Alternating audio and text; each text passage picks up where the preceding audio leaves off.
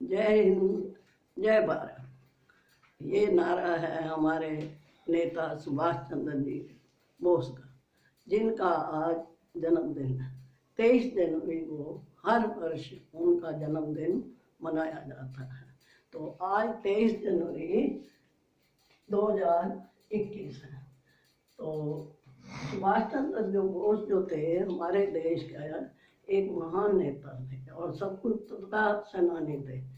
आप सब भारतवर्षीय, आप अपनी बुक्स में भी पढ़ते हो और कई जगह भाषण भी सुने होंगे कि उन्होंने अपने जीवन में बहुत संघर्ष किया, लेकिन वो कभी घबराए नहीं। जैसे हम लोग क्या करते हैं, मैं भी उसमें हूँ कि कोई बात हो जाए तो एकदम, लेकिन उन्होंने कभी घबराना तो सीखा ही नहीं।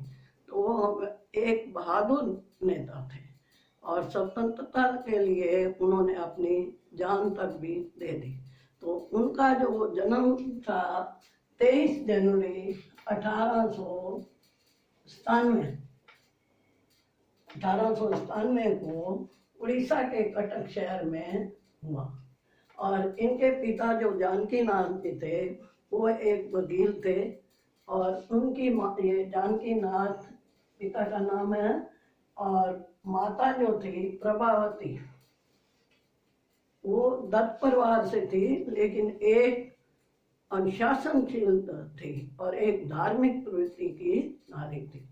तो इनके पिता जो थे एक अच्छे प्रसिद्ध वकील थे। ये एक होता है वकील है, आम वकील है, तो जाने माने वकील थे।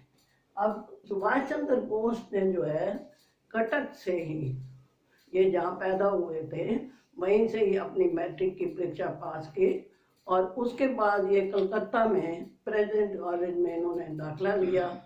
लेकिन वहाँ पे इन्होंने देखा कि जो अंग्रेज अध्यापक हैं वो भारतीय छात्रों को अपमानित करते हैं, तो इनसे सहन नहीं होता था। इनके देशभक्त, क्योंकि ये तो एक देशभक्त थे और स्वतंत्रता सेनानी थे, तो इनके स्वाभिमान को ठेस लगी और इन्होंने एक दिन एक अंग्रेज अध्यापक जो ज्यादा करते थे अपमानित, उनकी पिटाई कर दी। अब पिटाई करने के बाद तुम्हें पता है कि एक अध्यापक की पिटाई कर दे विद्यार्थी तो उसके साथ क्या व्यवहार होता है।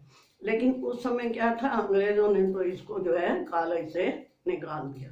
तो कॉलेज से जब निकाल दिया तो उसके बाद इन्होंने दूसरे कॉलेज में जो है स्कॉटिश चर्च कॉलेज से दर्शन शास्त्र के बीए ऑनर्स किया और स्नातक की उपाधि ली।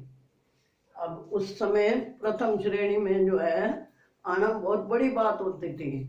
अब क्या होता है कि आपके नंबर क्या होते हैं, प्रैक्टिकल होता है, एक एक अंक के होते हैं या 2 अंक के, तो पूरे अंक मिलते हैं। अब ऐसा नहीं होता था, हमारे समय में भी ऐसा नहीं था जब मैं पढ़ती थी।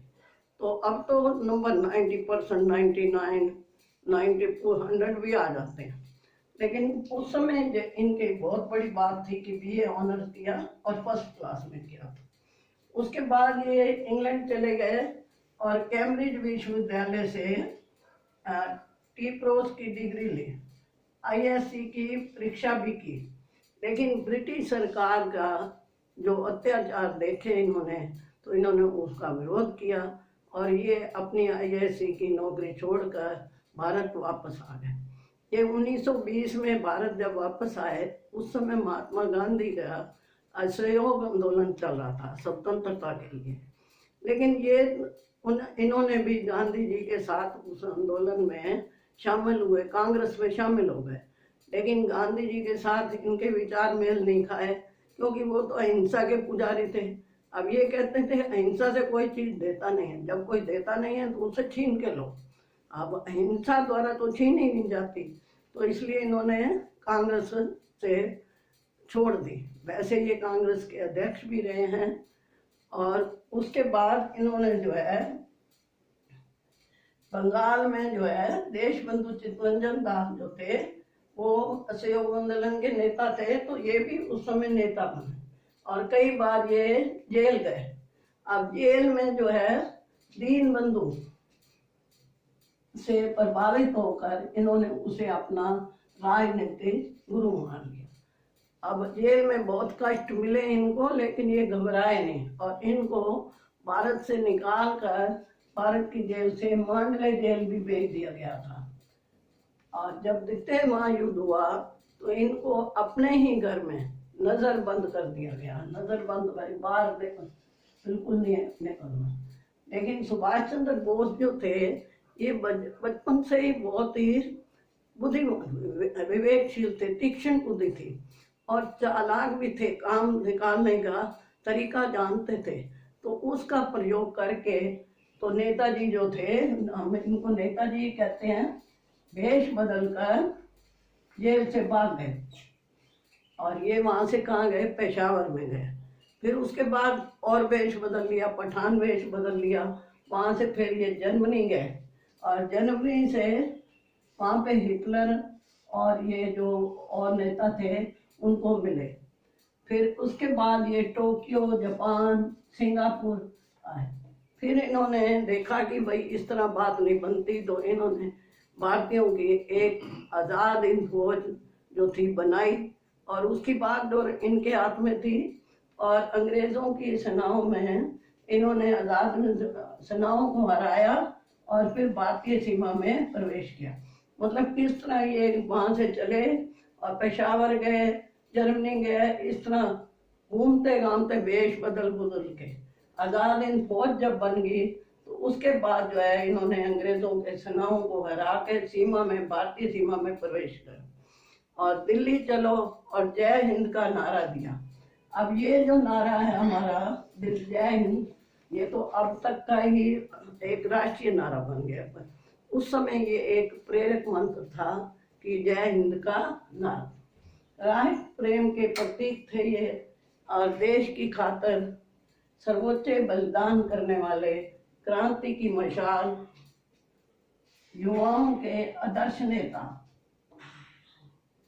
देश राष्ट्र प्रेम के प्रति देश की खातिर अपना सर्वोच्च बलिदान करने वाले, क्रांति की मशाल और युवाओं के आदर्श नेता सुभाष चंद्र बोस ने ये नारा दिया था, तुम मुझे खून दो मैं तुम्हें आज़ादी दूंगा। तो इस नारे से बहुत से लोग जो थे इनके साथ आज़ाद हिंद फौज में शामिल हुए। अब यहाँ पे मैं ये बता रही, रंगून में इन्होंने जब भाषण दिया तो इन्होंने क्या कहा, 3-4 लाइनें लिखी हुई हैं। स्वतंत्रता संग्राम के मेरे साथियों, स्वतंत्रता बलिदान चाहती है। अब देखो कोई भी चीज हो उसके लिए हमें कुछ तो अपना करना ही पड़ता है बलिदान। तुमने आजादी के लिए त्याग किया है, प्राणों की आहुति देना अभी बाकी है। मतलब प्राण भी देने पड़े। इनका ये था कि देश आजाद कराना है, चाहे हम अपने प्राणों की आहुति दे दें। आजादी को आज अपने देश, अपने शीश फूल की तरह चढ़ा देने वाले पुजारियों की आवश्यकता है। जैसे मंदिर में चढ़ाते हैं ना, पुजारी होते हैं, वो फूल चढ़ाते हैं, तो अगर आजादी के लिए हमें अपने शीश को चढ़ाना है। उन नौजवानों की आवश्यकता है जो अपना सिर काट कर स्वाधीनता की देवी को भेंट चढ़ा सके। तो ये पंक्तियां जो है हमारे नेताजी ने कही थी और रंगून में भाषण दिया तब।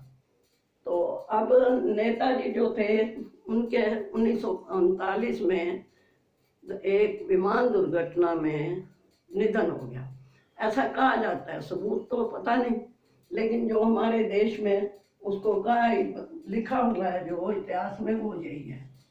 तो देशभक्तों के इतिहास में इनका नाम स्वर्ण अक्षरों में लिखा हुआ है।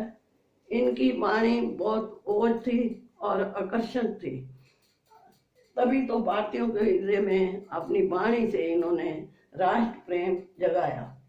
वे आज हमारे बीच नहीं है, वो तो चले गए 1945 में ही चले गए थे। भारत आजाद बाद में हुआ 1947 में, पर उनका संघर्ष, बलिदान, राष्ट्र प्रेम, आदर्श जीवन हमें सदा प्रेरणा देता रहेगा। तो ऐसे नेता को हम छत छत प्रणाम करते हैं और जय हिंद, जय भारत। इसी के साथ आज का ये जो है वीडियो समाप्त करती हूँ। तो मैं यही कहूँगी कि आप वो सबको, हम सबको जो है नेताजी के विचारों पर अमल करना चाहिए। धन्यवाद।